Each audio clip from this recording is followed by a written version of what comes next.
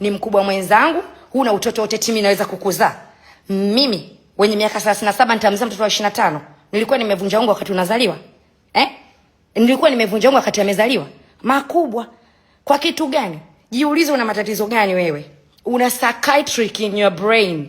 And fucking shit hizo waya unakuendesha. Unaweza kanichamba mimi? Kwa kitu gani? Eti siwezi kukushusha. Nina nia ya kukushusha mimi? Mimi nina nia ya kukushusha?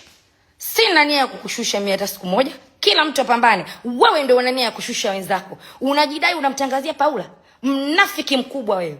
Unaweza ukamtangazia Paula alafu ukaja ukasema paka lipstick ya Uncle T. Alafu ukasemaje? Ukasema Uncle T sijui ni kitu gani?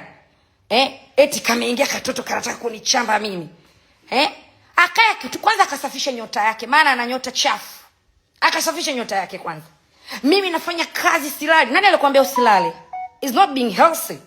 Yaani kutokulala au hujapenda. Kwani umelazimishwa kutokulala? Kwamba unafanya kazi kwa unafanya kijiji. Yaani unafanya kazi kwamba unazalisha hela unafanya kijiji. Kapanikie kwanza.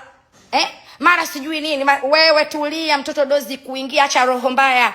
Kila business umeidandia. Watu wengine unawafuata wananua product zao baadaye una fuck off. Kwani umefuck off mmoja?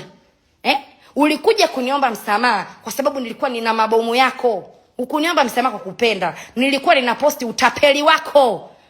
Na huyo bwanako matapeli. Nizishushe hizo message hapa. Nizishushe hizo message za utapeli. Unadaiwa shingapi? Unasema changamoto. Changamoto unachukua milioni 2, milioni ngapi kila mtu anamchukulia. Changamoto ipi hiyo kama sio utapeli? Mtoto mdogo utapeli. Haya, basi tujue moja. Wewe si una maduka ambayo unasema una duka, si una vitu gani? Lipa madeni ya watu, upunguze utapeli. Uliniomba msamaha kwa sababu ulikuwa unajua nakumaliza. Ili asubuhi nilikuwa nakuchinja. Kwa sababu ushahidi ulikuja hivi. Na unajua ilikuwa usiku sana. Sasa nizishushe message. Naombeni watu mnaomdai. Walikuja hivi. Hivi. Anadaiwa sijui Brenda, anadaiwa simu, anadaiwa nini? Na Luke na pia aliyemtaja alikuwa anamdai milioni 18. Wamechukua simu yeye na mume wake wakisema zinatoka Dubai. Mali kauli. Wamelipa? Wamelipa. Apunguze utapeli.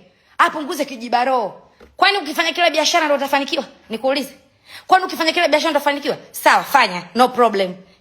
Haya kutuelekeza sisi ulali kwani